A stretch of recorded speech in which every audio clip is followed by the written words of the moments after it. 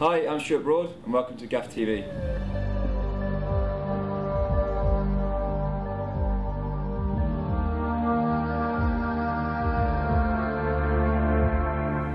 I'm Carrie Armstrong and welcome to GAFF.TV. We are here in the City Grounds with the one and only England International 2020 captain, very tall, very good hair, Stuart Broad. Hello Stuart. Hello, how are you doing? Got to start, thank you. Isn't he well? Didn't your mother raise you well? Very well, how are you? I'm good. I have to say, slightly gutted you cut your locks off. I know, I'm glad I'm back though. You promise? Maybe. Was it because the other ones got jealous? It was actually the heat. Oh really? Yeah, we were going to India, I seem to remember, and I had to sort of get rid of them because it was a bit hot. I would have cried. I think hair envy is... And it got to that stage where it was close to like an Alice band and my mum says there's no way you're allowed to wear one. Not that I was ever going to. Yeah, no. So I had to get rid of it. That's okay. You're going to grow it back now? Might be.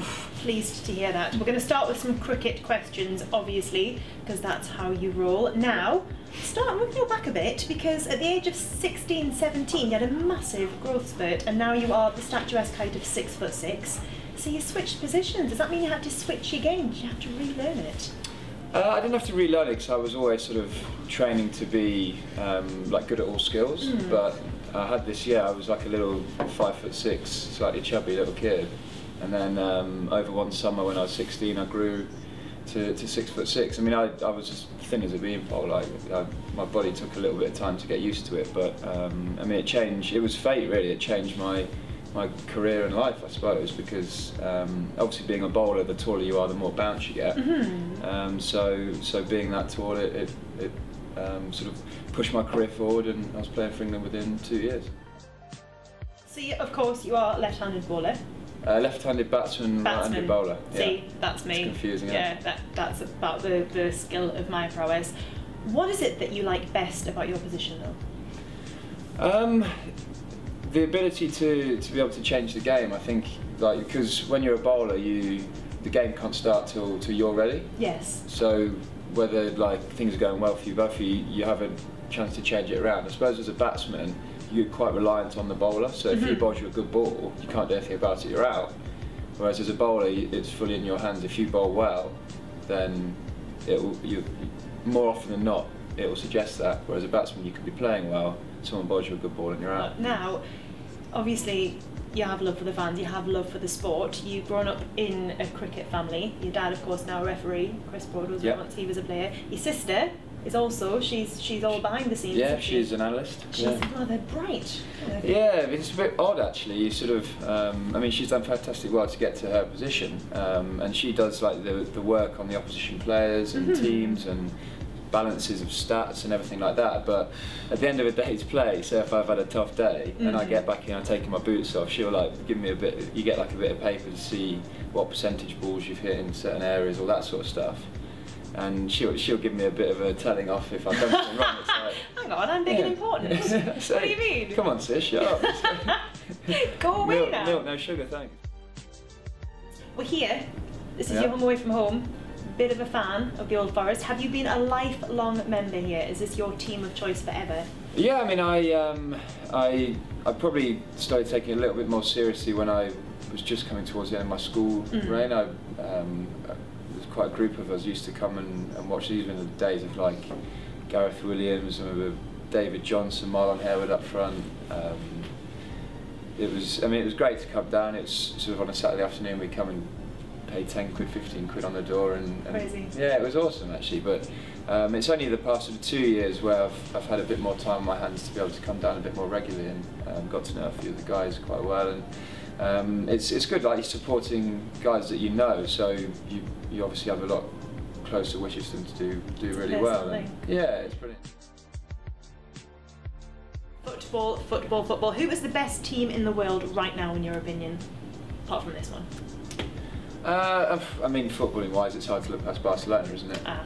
But I'm quite passionate about England doing well, so I tend to only really support English teams and sort of follow English teams. So, I mean, Man City have got sort of bought the best football players in the world at the moment, haven't they? So they're exciting to watch, and they're scoring a lot of goals, which is always good to see. But Yeah, I mean, I follow Forest pretty closely, but I'm not like an avid watcher of Match of the Day and stuff like that. No, but you're busy. You've got a lot to do, let's face it.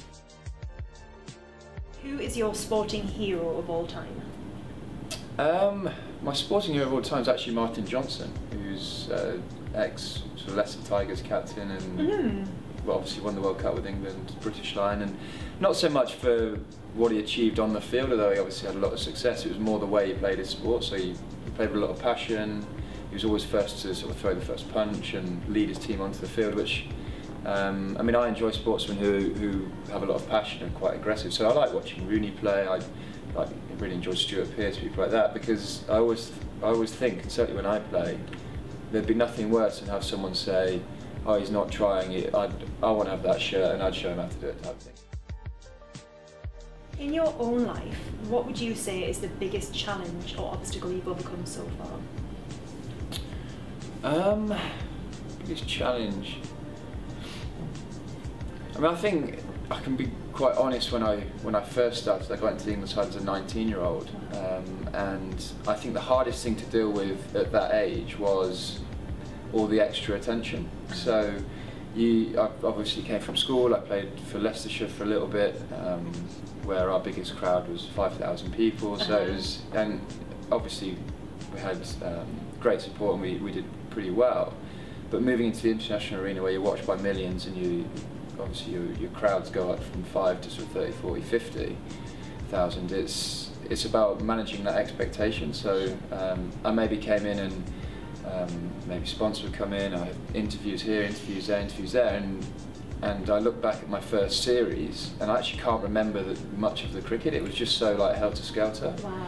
So I learned from that, and that was probably the biggest challenge that I learned straight away. So after 5 or 6 international games, it opened my eyes to, right, that's not important. Like interviews, stuff like that, they need to go to the side, and you need to sort of get your base of habits and routines in cricket right, and then that stuff will look after itself. So that was my biggest learner.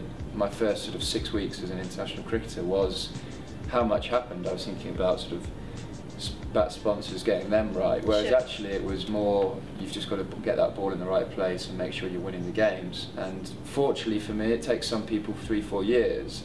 I was quite fortunate to learn that in 5 games. So the next time I played for England, it was absolutely all about my performance on the pitch. And the older you get, the more experience you get, the more games you play, you learn how to deal with everything else. I like it, and it served you well. I'll send you all to Australia. Messy. Yeah, they make a bad tackle, it's gloves off and let's have a bit of a ding-dong. So I quite like to see that in cricket.